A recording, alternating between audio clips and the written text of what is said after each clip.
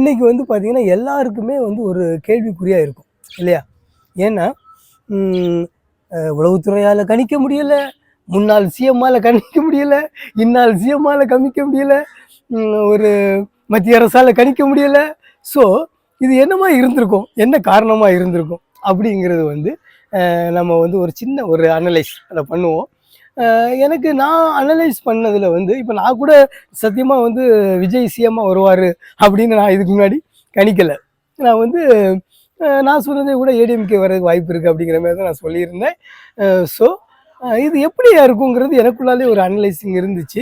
So நான் அதுக்கப்புறம் ஏன்னா நம்ம ஃபோக்கஸ்ட் எல்லாமே வந்து பார்த்திங்கன்னா டிஎம்கே மேலேயே இருந்துச்சு. டிஎம்கே ஏடிஎம்கே அப்படிங்கிற ஃபோக்கஸ் இருந்ததுனால சைக்கிள் கேப்பில் தலைவர் வந்து சைக்கிளில் வந்தது மாதிரியே வந்து பதவியில் உட்காந்துட்டாரு. இதுதான் உண்மை. ஸோ இது எப்படி வந்திருப்பாரு அப்படிங்கிற ஒரு அனலைசிங் நம்ம பண்ணி பார்க்கும்போது எனக்கு வந்து ஒரு 3 விஷயம் வந்து தெளிவாச்சு. ஒன்று என்னன்னு கேட்டிங்கன்னா, இது வரைக்கும் கமல் சாராக இருந்தாலும் சரி, இதுக்கு முன்னாடி வந்து விஜயகாந்த் சாராக இருந்தாலும் சரி, அவங்க எல்லாரும் பார்த்தீங்கன்னா ஒரு சாஃப்டான ஒரு ஹேண்டில் பண்ணியிருந்தாங்க. உங்களுக்கு தெரியும், அதாவது எடுத்த உடனே அவங்க எப்படி பேசுவாங்கன்னா, உயர் திரு ஐயா அவர்களே, எதிர்கட்சியாக ஆளுங்கட்சியாக இருந்தால் கூட அப்படி இப்படிலாம் பேசிகிட்டு இருந்தாங்க.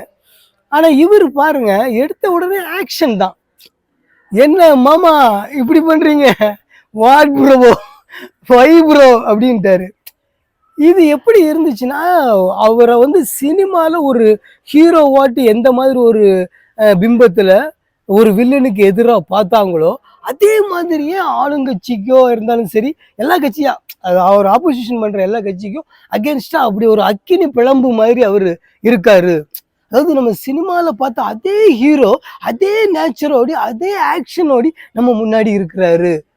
ஓ, இதுதான் உண்மை, அவர் ரியலாக இருக்கிறாரு அப்படிங்கிற ஒரு எண்ணம் வந்து இந்த மக்களுக்குள்ளால தெளிவாக உள்ளுக்கு போயிருக்கணும்.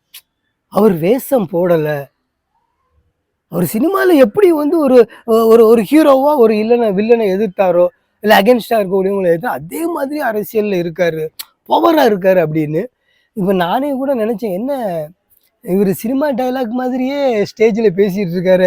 ஒரு நார்மலாக எல்லாருமே அதை சொன்னாங்க இல்லையா? எல்லாருமே அதை சொன்னாங்க, சினிமா டைலாக் பேசுகிறாரு. ஸோ ஆனால் அவர் அப்படி பேசின அந்த சினிமா டைலாக் மாதிரியே பேசின அந்த ஒரிஜினாலிட்டி தான் மக்களை நம்ப வச்சிருக்கலாம். ஆனால் இவர் சினிமாவில் வந்து எப்படி இருக்காரோ அப்படியே நேச்சர்லேயும் இருக்காரு. நேச்சர்லேயும் அவர் வந்து அப்படியே நம்மளுக்கு எகென்ஸ்டாக இருக்கக்கூடியவங்களே எதிர்ப்பார். இதுதான் ஒரிஜினாலிட்டி. இவர் மட்டும் ஸ்டேஜில் ஏறி மதிப்பிற்கும்